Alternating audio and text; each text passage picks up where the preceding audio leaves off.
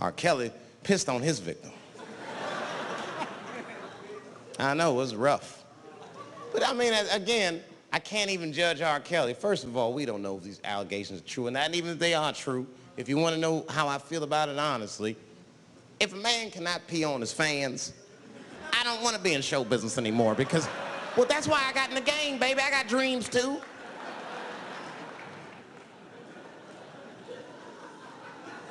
You guys are confusing the issue. While you guys are busy worrying about if R. Kelly even peed on this girl or not, you're not asking yourself the real question that America needs to decide once and for all. And that question is, how old is 15 really? No, that's a good question. That's a good question.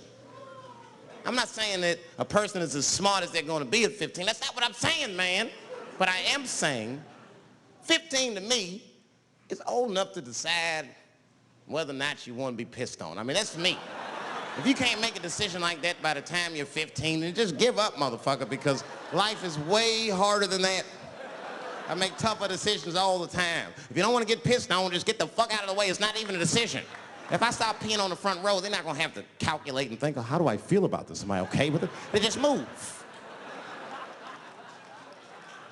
You can do that at 15. I could have.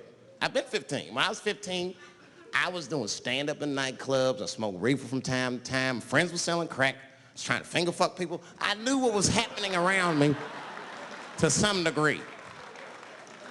Getting pissed on was the least of my worries at 15. Trust me.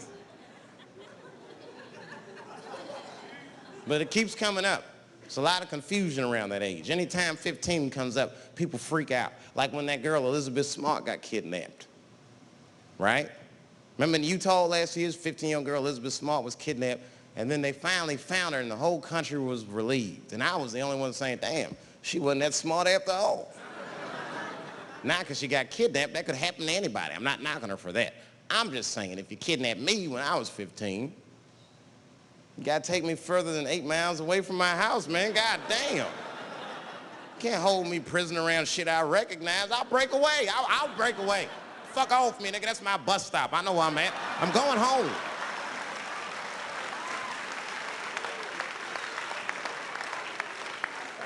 She was missing for 6 months, 8 miles away from my house. That's 2 exits, man. That's nothing. And while she was missing, during this half a year that this girl is missing, there's a 7-year-old black girl gets kidnapped in Philadelphia. Nobody knows her name. They might have talked about her 2 or 3 times on the news, but she should have been the top story because she chewed through the ropes and had both of these motherfuckers in jail in 45 minutes flat. 7 years old. I'm not making this up. These 2 crackheads kidnapped her and took her back to the crack house and tied her up. And then they left her. They crackheads. They got to make moves. Crack to smoke, chocolate to eat. These motherfuckers made moves. They was out. But as soon as they left, this little girl got the nibbling.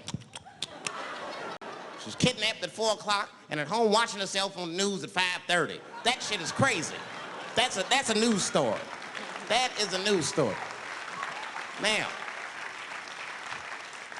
meanwhile, in Utah, 15-year-old Elizabeth Smart's captors left her alone too. And they didn't even tie her up because they're hillbillies. They just bounced.